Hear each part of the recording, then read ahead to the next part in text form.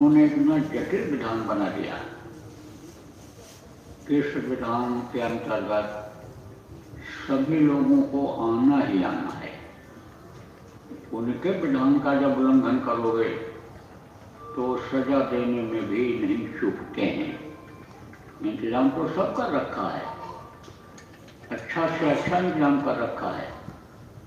शरीर से कर्म अच्छे बनेंगे तो शरीर को सुख मिलेगा। आप ये समझो जैसे कोई नौकरी करता है, व्यापार करता है, खेती करता है, मेहनत करता है तो मेहनत का फल मिलता है। लेकिन अगर उनके आज्ञा का उल्लंघन किया, नियम का उल्लंघन किया तो उसकी सजा भी मिल जाती है। जब गृहस्थी है, बच्चे हैं, औरत है, परिवार है, तो आप ये समझो कि ये नियम बनता है कि गृहस्थ धर्म का पालन किया जाए, उनकी संभाल किया जाए, देख रेख किया जाए। जब दोस्ती कर लिया तो दोस्ती निभाना जरूरी है। देखो जितने भी लोग इस दुनिया संसार में आए, कर्मों से कोई बच नहीं पाया, चाहे जान में बन जाए चाहे अनजान में बन जाए। अब ये जरूर है कि कुछ लोग कोई बुरा कर्म करने के बाद खुश होते हैं तो उनको ज़्यादा पाप लगता है। कुछ लोगों से बन गया तो प्रायश्चित करते हैं, कहते हैं मेरे से गलती हो गई और अब नहीं होगी। अब संकल्प बनाते हैं कि ऐसी गलती नहीं होगी कि जिससे किसी को कष्ट हो, किसी को तकलीफ हो, या जो प्रकृति ने, भगवान ने विधान बनाया है, नियम बनाया है, उसके खिलाफ कोई काम हो। तो उनकी तो माफ़ी के चांस रहते हैं, माफ़ी की उम्मीद रहती है। लेकिन जो खुश होते हैं उनकी जल्दी माफ़ी नहीं होती है, उनको तो सज़ा भोगनी ही पड़ती है। देखो अच्छे अच्छे आए लेकिन कर्मों के चक्कर से कोई बच नहीं पाए।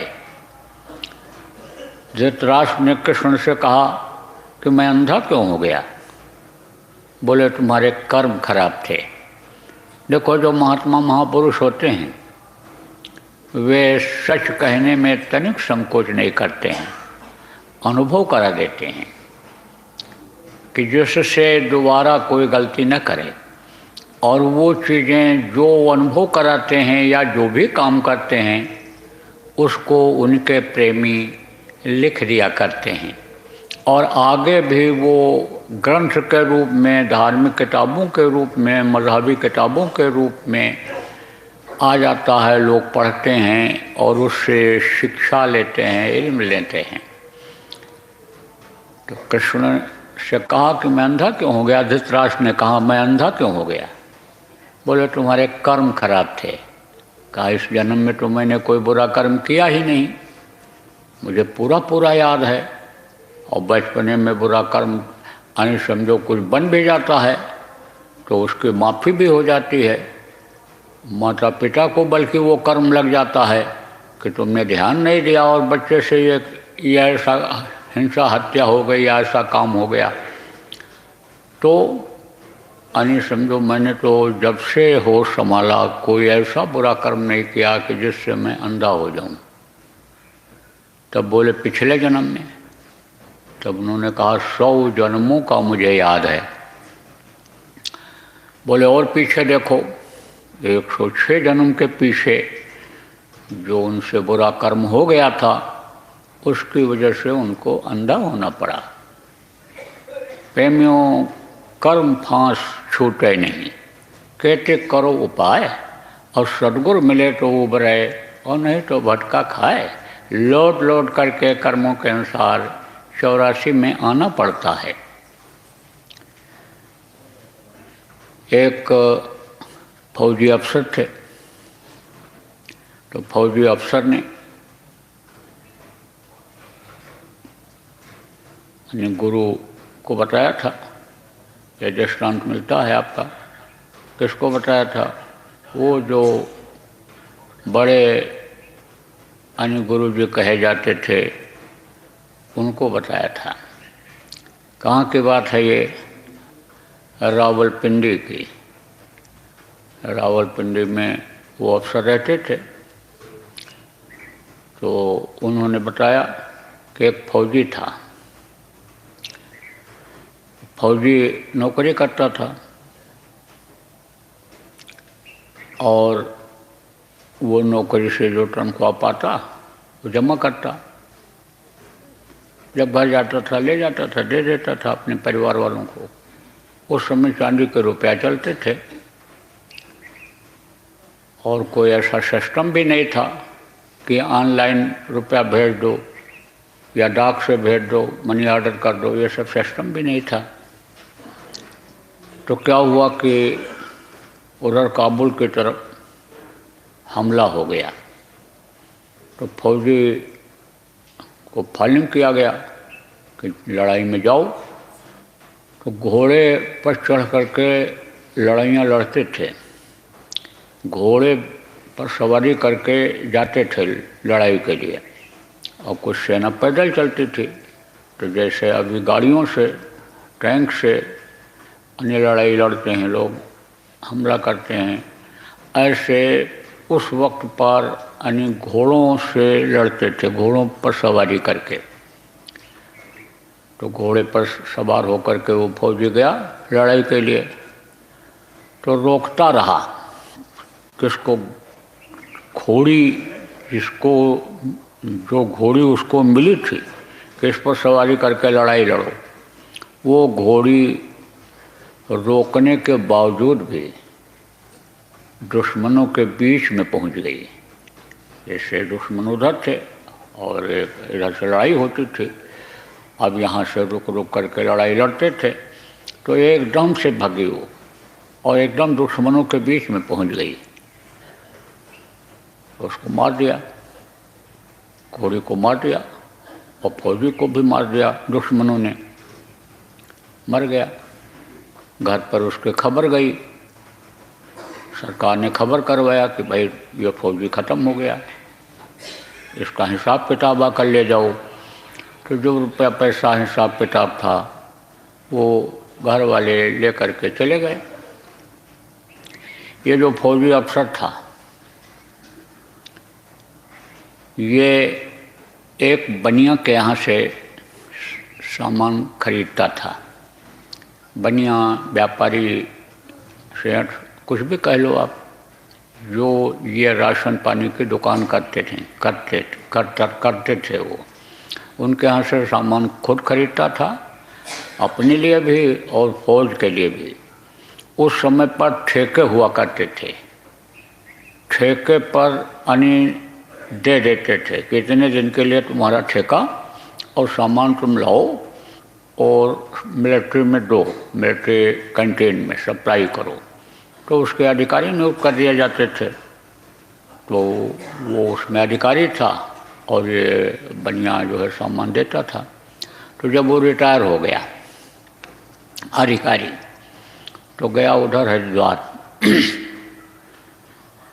हरिद्वार से लौट रहा था, सहारनपुर में वो बनिया मिल गया, तो पहचान गया बनिया और बहुत खुश हुआ कि साहब आप कहाँ गए थे इधर? तो फौजी अफसर बोला गया था हरिद्वार, गंगा नहाने गया था।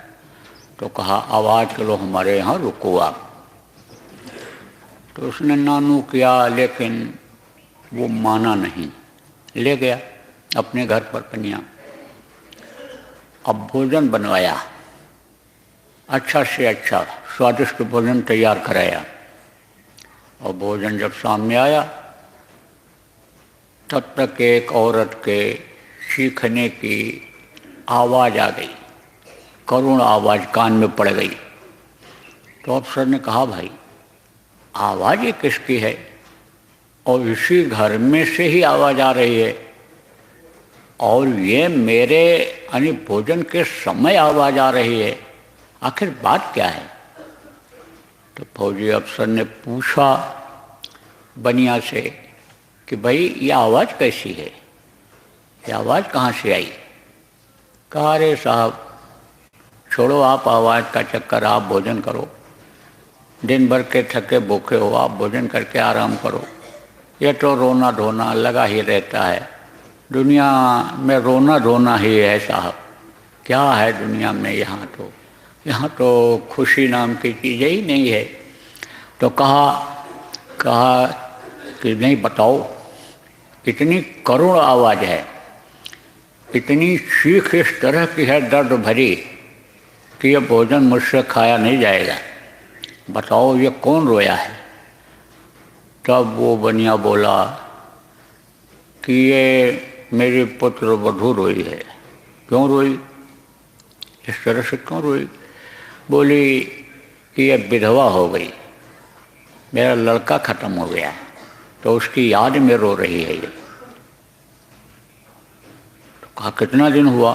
साहब अभी तो गिने गिनाए दिन हुए, ज़्यादा दिन नहीं हुआ।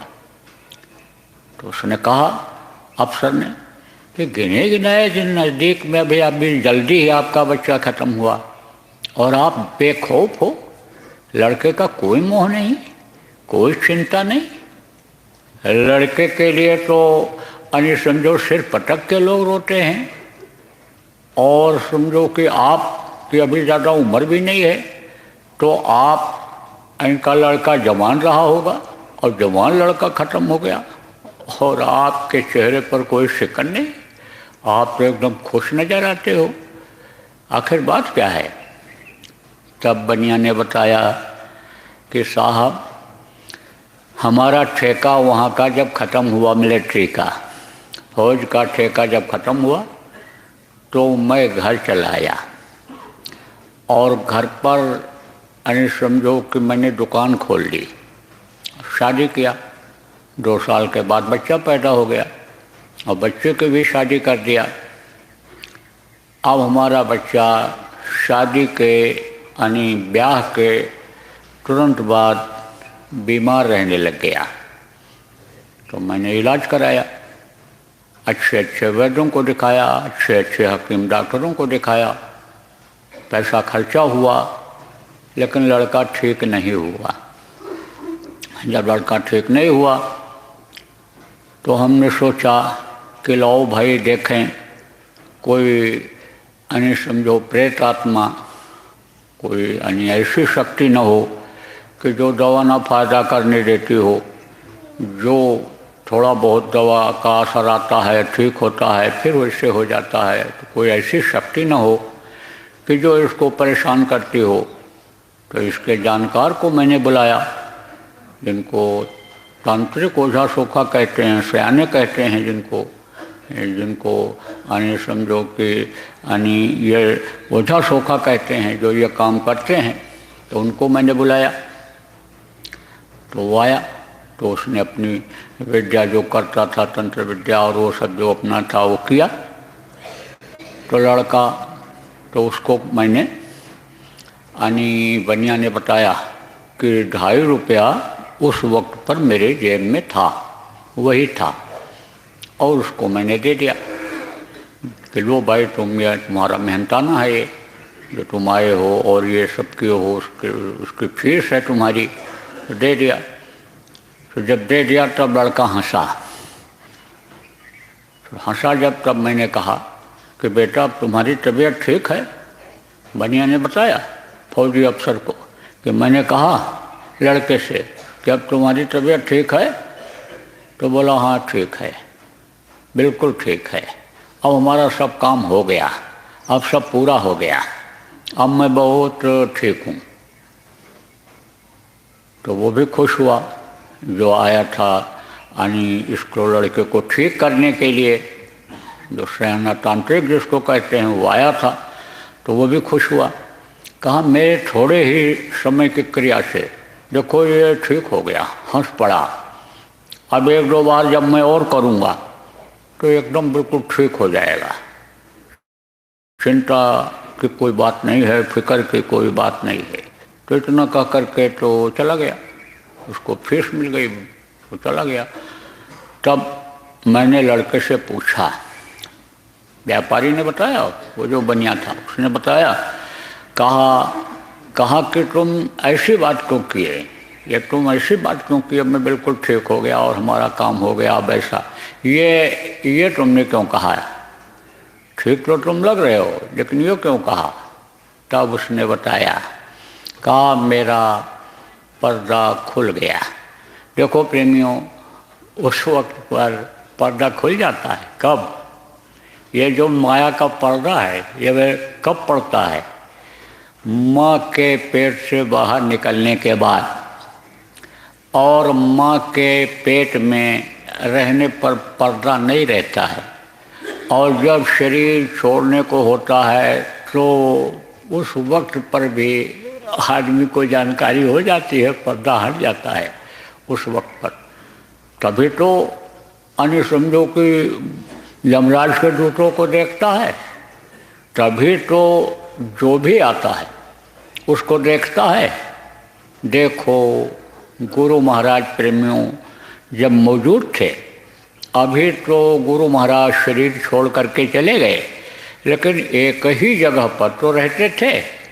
लेकिन जो सत्संगी आखिरी वक्त पर गुरु महाराज को याद किए, जय गुरुदेव नाम जो बोले, सत्संगी ही नहीं जो कोई भी जय गुरुदेव नाम को बोला, प्रेम के साथ, विश्वास के साथ, श्रद्धा के साथ, उसको गुरु महाराज आखिरी वक्त पर दिखाई पड़े थे।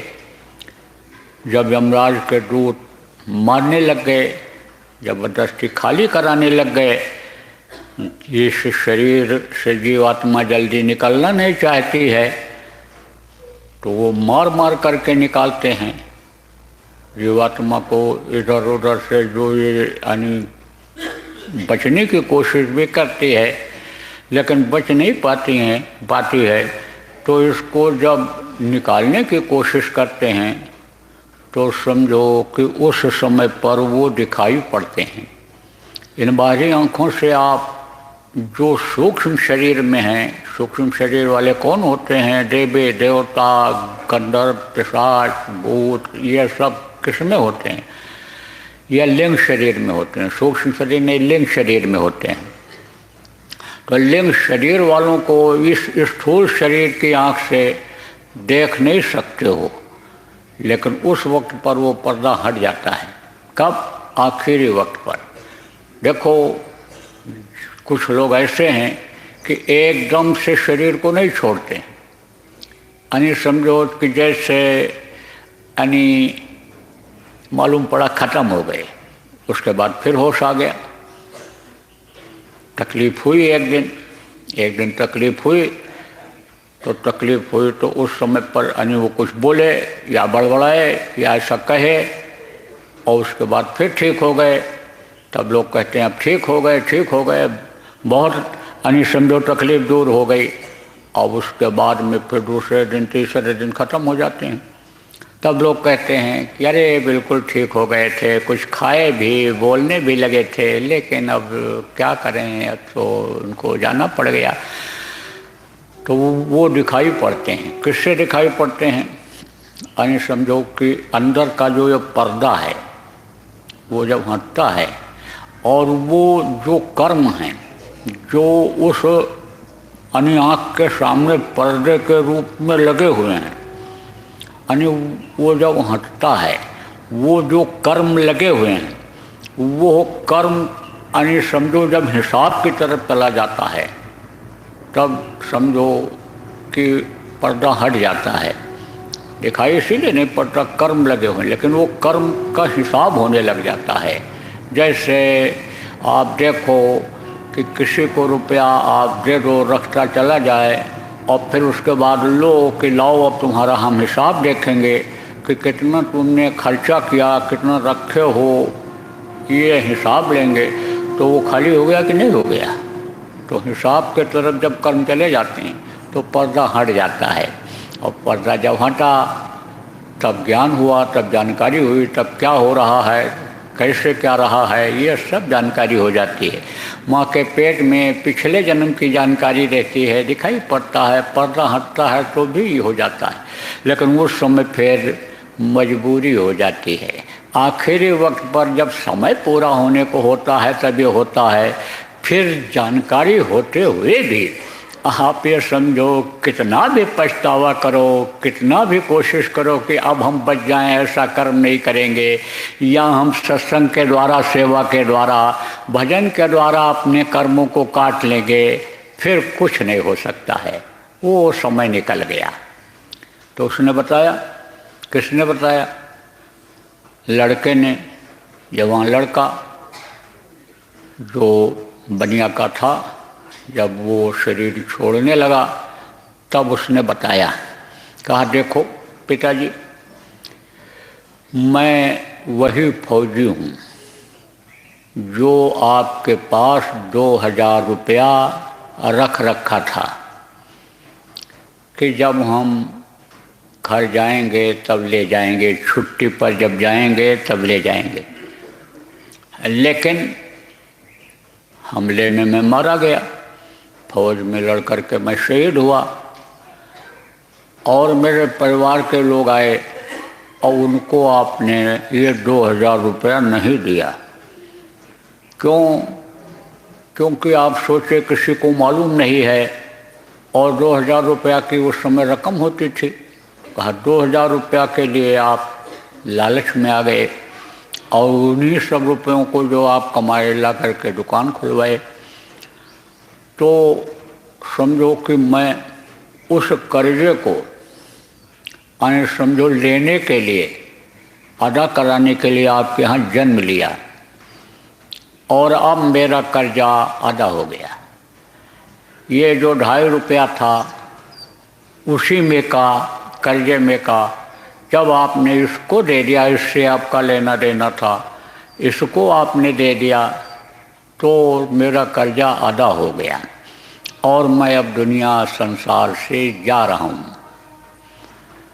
और ये जो मेरी औरत है, ये वही मुँहजोर घोड़ी है कि बहुत कोशिश करने के बाद भी रुकी नहीं, और दुश्मनों के बीच में हमको लेकर के चली गई, और ये खुद भी मारी गई और मुझे भी मरवाया इसने।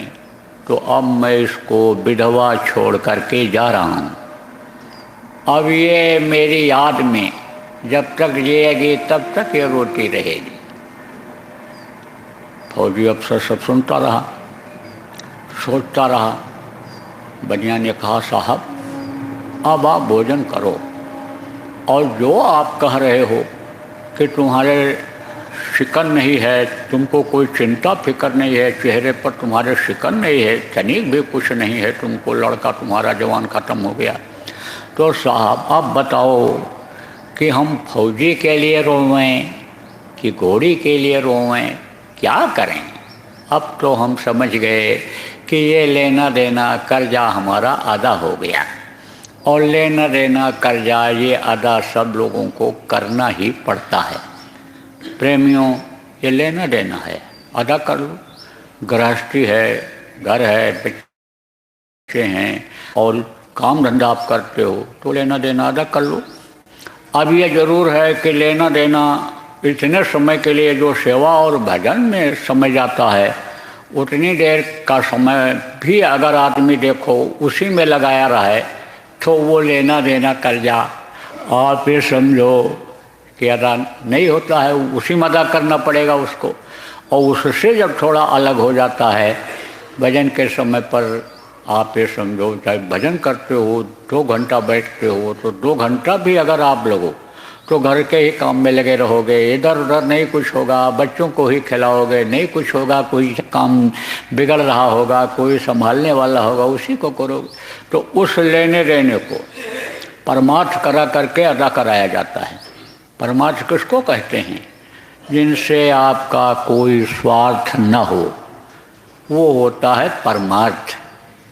दोस्त बन गया, कोई रिश्तेदार बन गया, परिवार वाले हो गए, तो उनका आप समझो कि जो खिलाना पिलाना आदर सत्कार होता है, वो परोपकार नहीं होता है, वो गृहस्थ का धर्म होता है।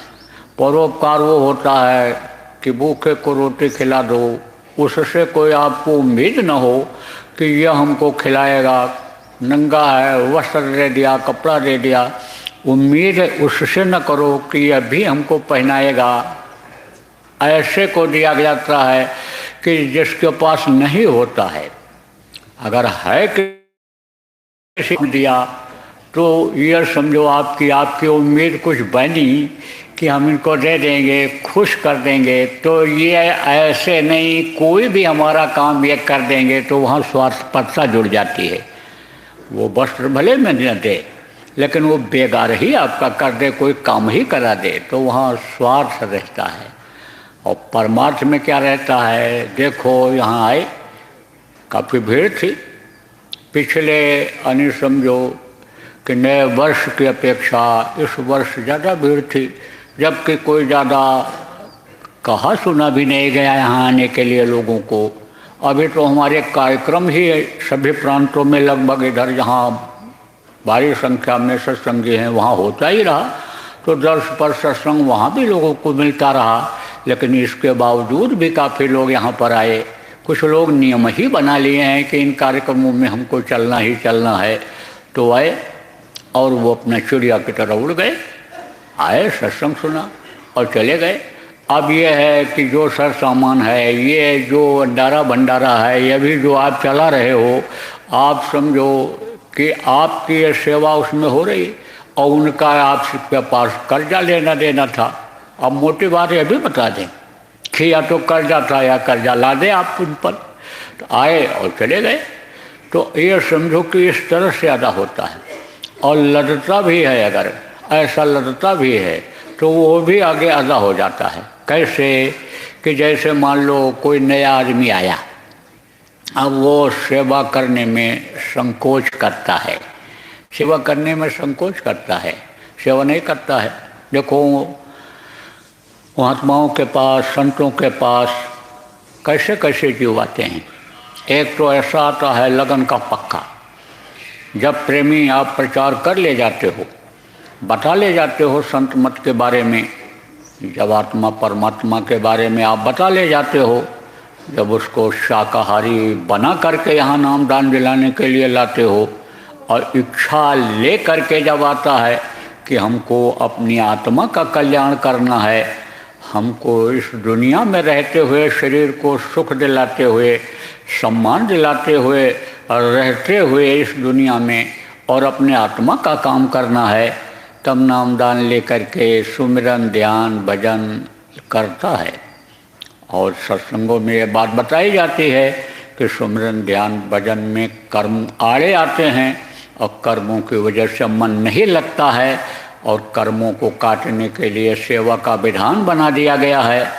तो सेवा करनी चाहिए, सेवा भी करता है और भजन भी करता है। हर हुक्म गुरु का फौरन ही तामील हो, सिर झुका रखो हरदम नमन के लिए। इस चीज़ को जब समझ जाता है तो बार बार जिनकी ज़रूरत पड़ती है, गुरु की ज़रूरत पड़ती है, गुरु महाराज जैसे गुरु की ज़रूरत जब पड़ती है तो समझो कि गुरु को याद करते हुए काम को करता रहता है। चाहे सेवा हो, चाहे गृहस्थी का काम हो, चाहे भजन का काम हो, वो करता रहता है। तो एक जीव तो वो होते हैं, और एक जीव ऐसे होते हैं कि जो सेवा ही सेवा करते हैं। और समझो सिमरन कर लिया, 2 मिनट ध्यान कर लिया, कभी बहुत व्यस्तता हो गई तो ध्यान भजन कर भी नहीं पाते हैं आप ये समझो, लेकिन लगातार सेवा में लगे रहते हैं, सेवा से उनके कर्म करते हैं। और जब सेवा से उनके कर्म करते हैं, भजन में जब बैठता है, तब आप ये समझो कि उसका आनंद मिलता है, लाभ मिलता है। लेकिन ऐसे जीवों को भी ये समझना चाहिए कि भाई समय का ये जो चक्र है ये चलता रहता है, समय एक जैसा नहीं रहता है।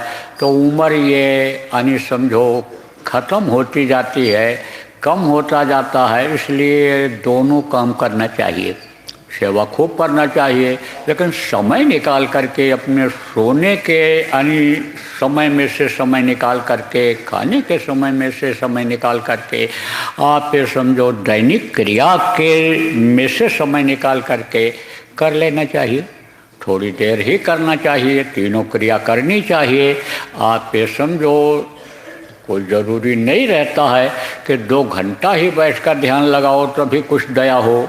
दया का स्रोत होता है, तड़प होती है उनसे, यानी समझो कि मांगने का तरीका होता है, तो वो दे देते हैं, थोड़े समय में भी दे देते हैं। तो दूसरे तरह के जीव इस तरह के आते हैं। तीसरे तरह के आते हैं कि जो सुमिरन ध्यान भजन करते हैं लेकिन सेवा नहीं करते हैं। क्यों? शर्म के मारे कि ये छोटे छोटे लोग हैं, ये गांव के लोग हैं, इनके बीच में हम क्यों सेवा करें, हमारी पोजीशन खराब हो जाएगी, हम सूट बूट पहने हुए हैं, हम कोट पतलून पहने हुए हैं, हमारा मोजा खराब हो जाएगा, हमारा कपड़ा खराब हो जाएगा, हमारी पर्सनालिटी डाउन हो जाएगी, इसलिए सेवा नहीं करते, शर्म खाते हैं, शर्माते हैं सेवा करने में। सत्संग तो सुनते हैं और भजन भी कर लेते हैं लेकिन सेवा नहीं करते हैं। तो सेवा नहीं करते हैं, कुछ करते नहीं हैं, तो जो सेवा करते हैं, जो उनके रहने खाने के साधन सुविधा को समझो कि कराते हैं, मुहैया कराते हैं, उनके कर्म समझो कि वो उनका तो फायदा हो जाता है, लेकिन इनके ऊपर कर्म आ जाते हैं। किसके ऊपर? जो दूसरे का खाए, जो दूसरे के बनाए हुए का खाए, जो समझो परोस कर खिलाया, उसकी जो सेवा हुई तो उसके कर्म आ जाते हैं। अब अगर समझो कि सुनने के बाद, समझने के बाद, नामदान लेने के बाद अगर भजन भाव भक्ति में लग गए तो फिर कर्म और दुनिया के इकट्ठा नहीं होते हैं। जो पहले करते रहे, जिसको बताया गया यह बुरा कर्म है, जैसे मांस खाते रहे, जैसे अंडा मछली खाते रहे, व्यभिचार करते रहे, उसको अगर छोड़ दिया और ये सुमिरन ध्यान भजन अगर करने लग गए और सत्संगों में आने लग गए तो समझो उनके अंदर भी सेवा का ये जो बीज है अंकुरित हो जाता है, सेवा का भाव बन जाता है। तो सेवा का भाव जब बन जाता है तो जिसने शुरू में नामदान लेने जब गए थे और रोटी बना करके खिलाया था, वो अगर नहीं भी मिले, दूसरे को ही ये रोटी बना के खिला दे, जिसने अन्न उसमें दिया था और उसका अन्न अगर आप ये समझो कि खाया था दिया हुआ, उसको अगर न भी खिला पाए और अपना दे करके, अपना रोटी बना करके, अपना खरीद करके भंडारे में दे करके और दूसरे को खिला दिया, तो उसमें भी आधा हो जाता है, आधा हो जाता है। जिस तरह से कर्म ये आते हैं उसी तरह से उसका भी तरीका है, अदा करने का तरीका है। प्रेमियों, कहने का मतलब ये है कि आप लोग गृहस्थी में रहो, वो भी कर्जा अदा करो, और ये उससे जो बच जाएगा वो कर्जा सत्संगों में आने से, सेवा करने से अदा गुरु महाराज आपकी कराएंगे। लेकिन यह है कि जब उन पर आप भरोसा रखोगे, जब उन पर आप विश्वास रखोगे और वो भी आपके ऊपर विश्वास कर लेंगे, तब तो होगा। अरे विश्वास में ही तो एक साथ समझो कि लोग रहते हैं। अगर किसी बच्चे को विश्वास हो जाए कि हमारा बाप ये हमारे लिए वफादार नहीं है, ये समझो कि हमको धोखा देंगे, तो घर में वो रहेगा, घर छोड़ के भाग जाता है कि कहीं बाप हमको मरवा न दे, और बाप भी घर छोड़ के भागता है कि लड़का हमको कहीं मरवा न दे, अकाल मृत्यु में जाना पड़े, प्रेत योनि में। तो विश्वास खास चीज़ होती है, विश्वास गुरु पर करो। और यह भी आपको बताया गया कि गुरु एक पावर होती है, शक्ति होती है, शरीर का नाम गुरु नहीं होता है। तो वो जो पावर और शक्ति है समझो उसको लेने के लिए उनसे प्रेम करना पड़ता है। देखो ये जो पावर आती है, इतिहास बता रहा है, किस में आती है? शरीर में ही पावर आती है। किसके?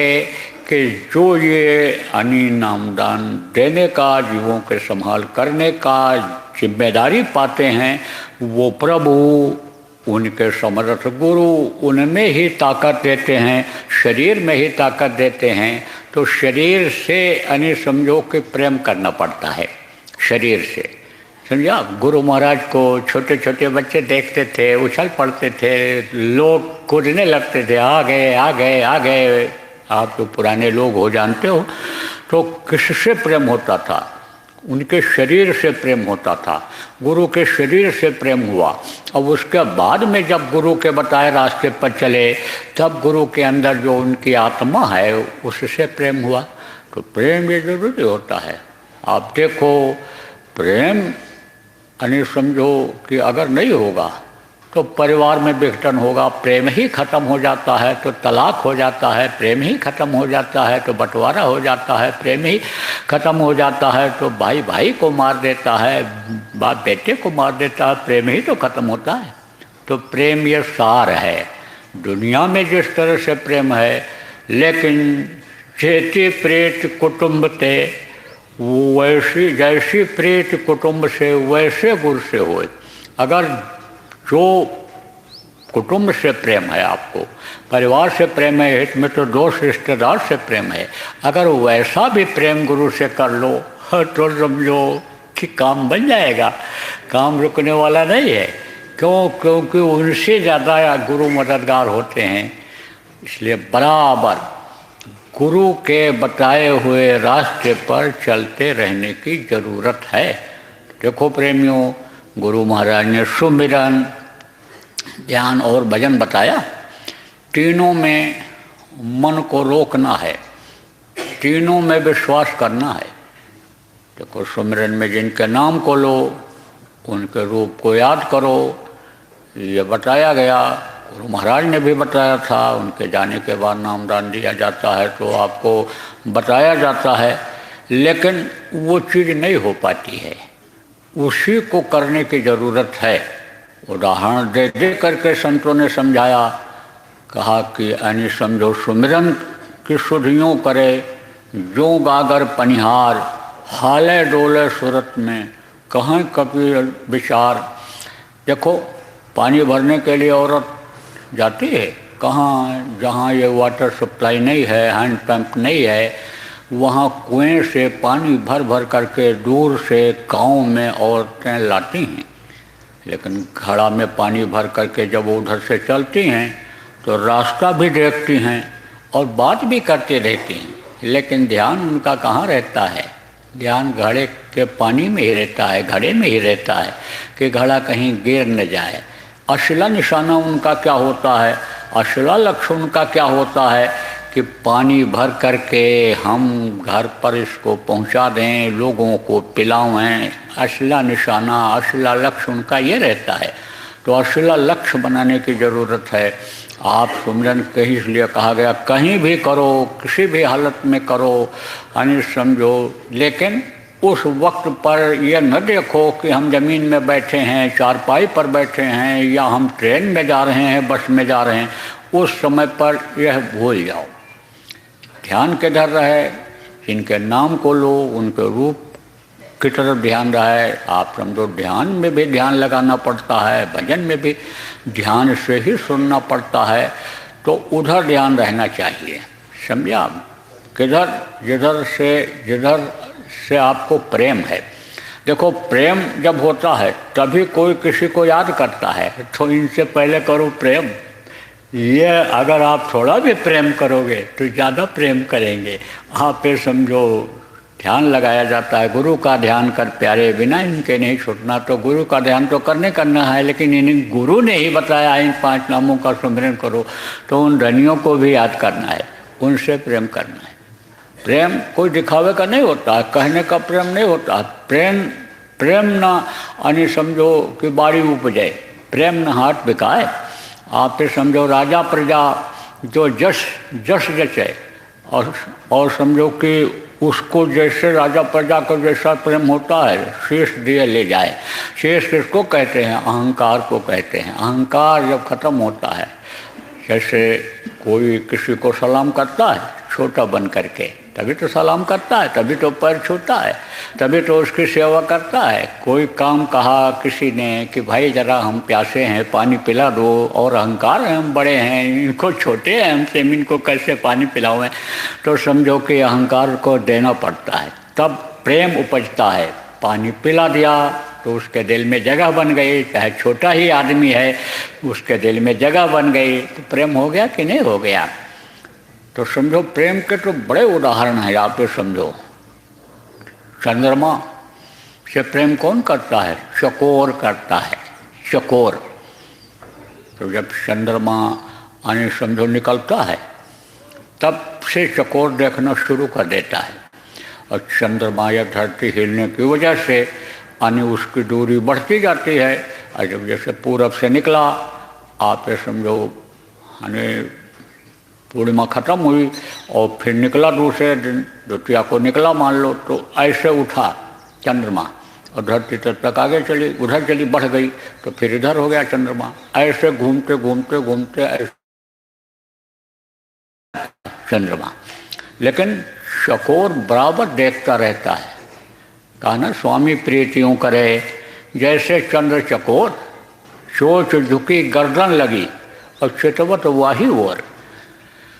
चोंच झुक जाती है, कहाँ पीछे ऐसे लग जाती है, गर्दन झुक जाता है, चोंच ऐसे पीछे लग जाती है जमीन में, लेकिन चंद्रमा को बराबर देखता रहता है। ऐसे ऐसे जैसे जैसे ऐसे ऊपर चंद्रमा दिखाई पड़ता है, बढ़ता है आगे इधर पश्चिम की तरफ, ऐसे गर्दन झुक जाती है, चोंच नीचे लग जाता है, लेकिन देखना नहीं बंद करता है। तो प्रेमियों देखो, अब कुछ लोग जो आप जो है यहाँ रहोगे आश्रम पर, तो यहाँ की जो सेवा है या जो काम है करते हो, मुस्तैदी से करना, अपना समझ करके करना। देख रेख है या और जो है गौशाला है, खेती का काम है, और जो भी काम है यहाँ, आप ये समझो कि मुस्तैदी से करना। जो भी काम करो, कहा गया मेहनत ईमानदारी से करो, चाहे रोजी रोटी का काम हो, चाहे सेवा का काम हो, उसमें कोताही नहीं होना चाहिए, उसमें ईमानदारी होना चाहिए। और नहीं तो फिर आप ये समझो कि जैसे कर्मों का बताया, कर्मों के बोझे से फिर लट जाना पड़ता है और फिर मन खराब हो जाता है। वही लोग जो भजन नहीं करते, सेवा नहीं करते हैं, उन्हीं का आश्रमों पर जो अन्न है, साधन सुविधा है, वो उनको नुकसान करता है, कर्म खराब होते हैं उनके। इसलिए बराबर समय का उपयोग करना। और आप ये समझो जो जाने वाले लोग हो, आप लोग अब यानी प्रस्थान करो, क्योंकि अब इस समय पर अब आगे आजकल में कोई सत्संग नहीं होगा। आप ये समझो ध्यान भजन में भी मैं नहीं आ पाऊँगा, क्योंकि मेरा कार्यक्रम लगा हुआ है। कल थाने में, थाना मुंबई में कार्यक्रम है, उसके बाद में फिर उधर आपके सूरत में है 5 तारीख और 6 तारीख का, उधर पहले से कार्यक्रम ये निश्चित है। नए वर्ष का उधर होता ही है बम्बई में, और वहाँ आश्रम पर बहुत दिन से कार्यक्रम सूरत में नहीं हुआ था, तो प्रेमियों ने आग्रह किया था, तो अपना वहाँ आश्रम गुरु महाराज की दया से है, तो वहाँ पर सत्संग होगा, तो मैं भी निकलूँगा। और आप लोग भी अब अपने अपने हिसाब से देख लो, जिसके पास जो साधन सुविधा है उस हिसाब से प्रस्थान करो, लेना देना एक दूसरे का कर्जा अदा कर लो और निकल चलो इस दुख के संसार में। यहाँ सुख नाम की कोई चीज़ ही नहीं है, सुख तो इससे परे की चीज़ है, लेकिन चूँकि वो भूल गई चीज़, इसलिए इसी को सुख महसूस करके और सुख के खोज में ही समय को बर्बाद कर दे रहे हो। सोचते हो खाने में ही सुख है, पहनने में ही सुख है, बढ़िया गद्दे मोटे गद्दे पर सोने में ही सुख है, लेकिन सुख यहाँ है ही नहीं। तो सुख के सागर में जब तक नहीं पहुँचोगे, सुख के संसार में जब तक नहीं पहुँचोगे, तब तक दुख झेलना ही पड़ेगा, जन्म मरण की पीड़ा बर्दाश्त करनी ही पड़ेगी। इसलिए अब यही संकल्प बनाने की ज़रूरत है कि दोबारा इस मृत्युलोक में, जहाँ सुख नाम की जल्दी चीज़ नहीं मिलती है, यहाँ दुख के संसार में अब नहीं आना है। बोलो जय गुरुदेव, जय गुरुदेव। गुरुदेव। मेहर के नजर करो मेरी ओर, मेहर के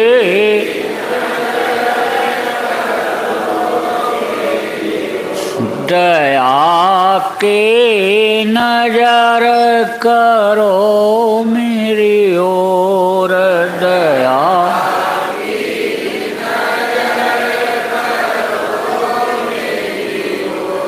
निश दिन तुम्हें निहारूं सतगुरु, निश दिन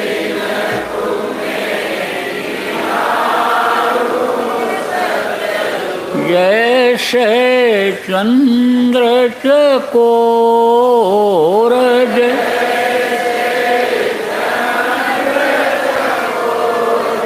दया के नजर करो मेरी ओर, दया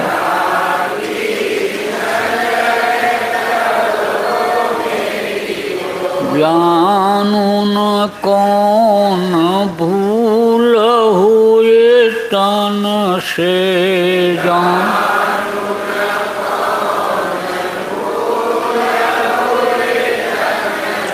लियो हमसे मुख मोड़ लियो,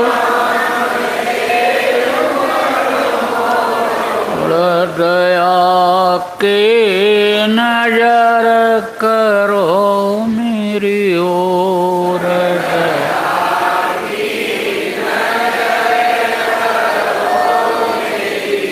बालक जानी चूक बिसरावो,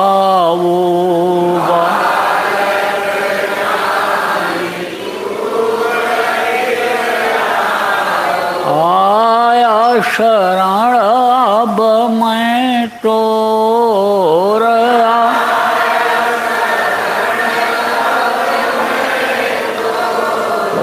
दया के नजर करो मेरी ओर, दया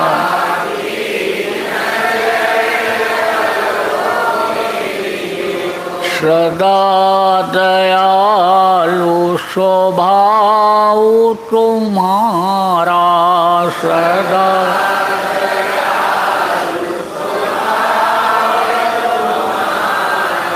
मेरी बेरिया कस भयाऊ कठोर, मेरी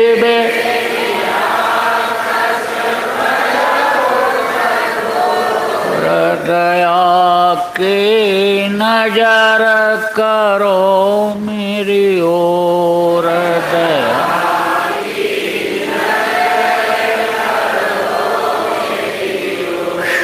शरणागत की लाज न राखो, शरण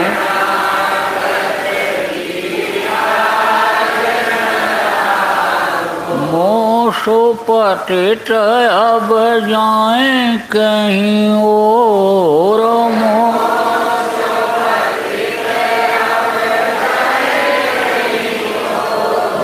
दया के नजर करो मेरी ओर, दया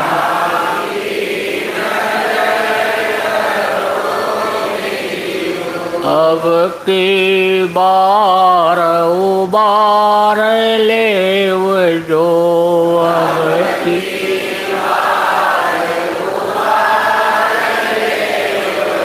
फिर न दरब पग हिम गौर, बिरन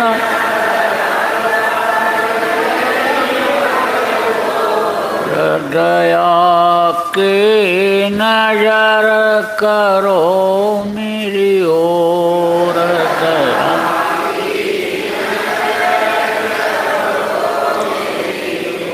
मेहर के नजर करो मेरी ओर।